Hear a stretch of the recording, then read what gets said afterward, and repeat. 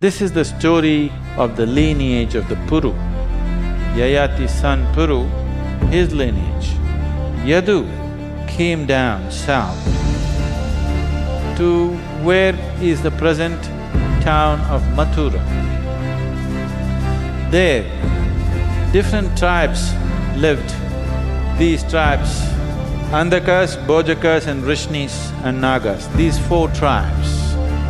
These are tribes which did not believe in having a monarch or a king.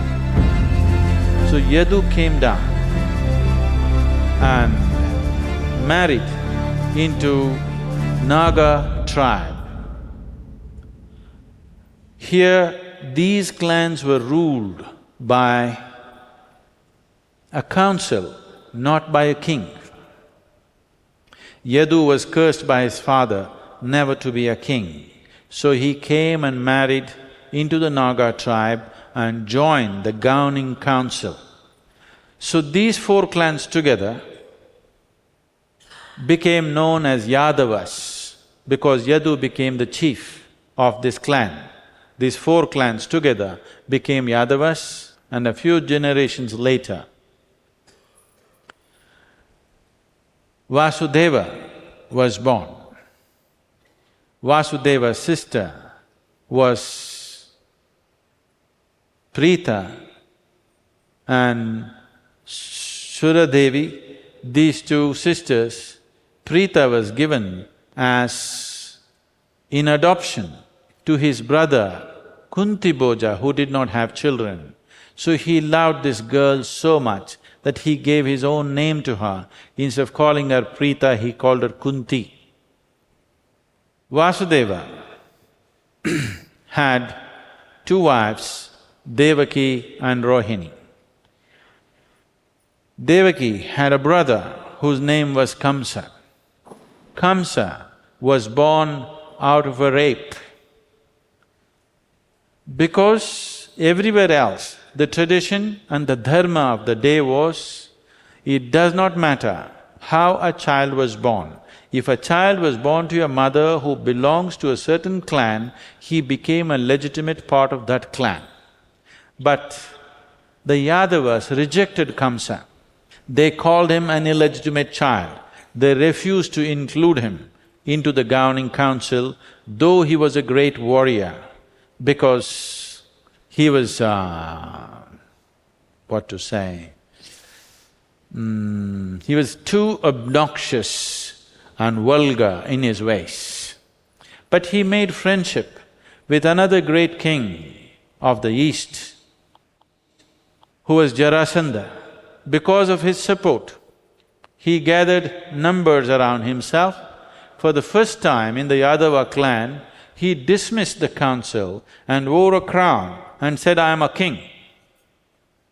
There was no monarchy in the Yadava clan, but Kamsa came in and claimed that I am the king and dismissed the governing council of elders. So once he was the king, he was the undisputed power, so he went about doing things in his own crude ways. People suffered much, but they couldn't do anything because he had great friends. Jarasandha was a very big force, so nobody dared to oppose Kamsa. He was cursed that he will be killed by his sister's child. When he came to know that Devaki's children, eighth child of Devaki is going to kill him, he said, "I will take care of this, don't you worry." And he imprisoned Devaki and Vasudeva. And they have to count, eighth child is going to kill. You could make mistakes. Suppose you miss the eighth one and I thought it's the seventh one or something happened, you don't want to risk your life. So first child was born and that day Kamsa walked in, a just born infant, he picked it up, holding its legs and smashed it on the floor. The mother was aghast and somehow they wanted to get away from this, but they cannot get away, they're imprisoned. The next child was born, again Kamsa comes in and smashes it up. This continued. Then the eighth child is to be born on the other side of the river. In Gokul, the other wife, Rohini, has born a son whose name is Balarama, who is a little elder. He is before Krishna, and Krishna used to be born. Now they are determined that they must somehow make this child survive, not just for the sake of the child, because they want this tyranny to end. So many things are said, but basically they hired certain occult people who put the soldiers who were guarding the prison to sleep. And Vasudeva took the just-born child across the river, and there Yashoda, Nanda's wife Yashoda, had delivered a girl. So he placed this just-born male child there, took away the female child, brought it back here. So when Kamsa came in the morning and saw the child is a girl, he couldn't believe it, because the eighth one is supposed to be a boy and he's supposed to be his killer. But he doesn't want to take a chance. Who knows, a girl can turn into a boy tomorrow. Why take a chance with your life? So he tried to pick it up. So Devaki pleaded, see, it's just a girl. She's not going to kill you. It is not a boy who is going to grow up and kill you, this is a girl. She will get married and go away. Please spare her life. He had nothing doing. Why take a chance? So he just picked up the girl, twirled her, threw it up, but then the girl didn't fall down. She took on a different form and she said, the one who is to kill you is still around. I am not the one, you missed it. Then Kamsa became terrified, looking around, where is this child? When he could not find it, he said, any child who's born in this region, any child within 3 months of age, kill all of them. Soldiers went out, slaughtering every infant within 3 months of age. They don't want to take a chance. Somewhere he may be hidden. They went about killing every child under 3 months of age. But Krishna was thriving. Vasudeva has 2 wives, Devaki and Rohini. The only surviving child for Devaki is Krishna, and for Rohini, she has Balarama and Subhadra. Vasudeva's sisters, Shruta Devi marries Dhamagosha. The other sister, Preeta, who later is known as Kunti, marries Pandu of the Kuru clan. So here in Gokula, Krishna is growing in a cowherd family. There are many exploits. The first thing is, when Kamsa realizes that Krishna is still alive, he sends a Rakshasa woman, smearing her breasts with poison. She comes. It was natural in those days that any woman could breastfeed any child which needed to be fed, because women did not make distinction between this is my child and this is your child. Those problems came only when it came to kingdoms and other kinds of things. But when they were infants, they were not distinguished, anybody could breastfeed. If a woman offers to feed a child, it was never refused. So Putana came to breastfeed Krishna, but with poisoned teats. And Krishna realized this and he sucks life out of her. So starting from this, there are many events like this which are magical, miraculous, defeats logic, all kinds of things. But we will let him grow up without all that. Krishna grew up into a young boy, became the darling of the town. He dressed with so much care when he was just 7-8 years of age that he was very concerned how his clothing was. When he stepped out, he never stepped out of the house without a peacock feather. That is the best decoration you could find. And he made sure he has the best always, with the best smile, with the best attitude, with the best dress, because he believed this is one thing that every human being has to do, that to everybody around you, you have to do your best in your appearance, in your voice, in your word, in your thought, in your deed, in everything. With this he lived always. Nobody ever saw him in any other condition.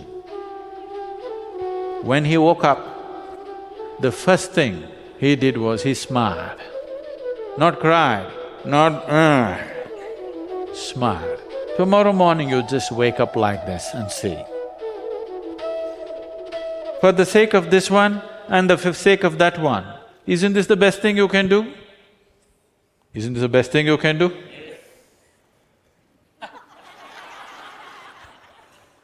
It doesn't matter, you only see the ceiling, you don't want to see who is around you. It is all right, you can smile at the ceiling. No? A ceiling is wonderful, it's not even yet fallen upon you, it may one day.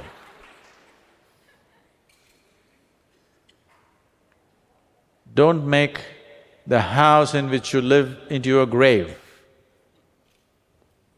Palaces have become graves because people are staring at the ceiling. That you do when you're dead, you know? There will be a ceiling close up and you stare. You can stare as much as you want. Now is the time to live. So he was an embodiment of life. It is not that he has constructed himself in some kind of morality or goodness or this or that. It's just that he's an explosion of life. Nobody could help loving him. And as he grew, he became the darling of the village and the villages around. The rumor spread, there is a boy like this. Just hearing stories about him, just everybody fell in love with him.